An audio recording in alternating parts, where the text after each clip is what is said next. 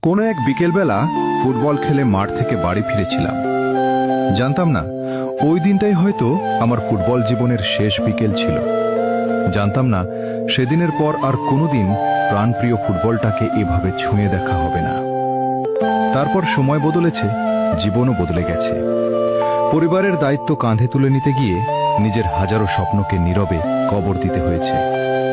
যে ফুটবলটা একদিন আমার পুরো পৃথিবী ছিল, যে বলটা পায়ে নিলেই সব কষ্ট ভুলে যেতাম, আজ অনেক দিন হয়ে গেছে সেই বলটাকে ছুঁয়েও দেখা হয় না।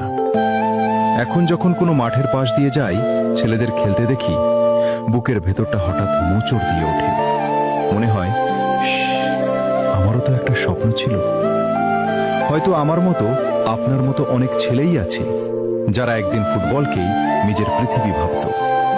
আজ পরিবারের দায়িত্বের ভারে নিজের সবচেয়ে প্রিয় স্বপ্নটাকেই নীরবে বিদায় জানাতে হয়েছে।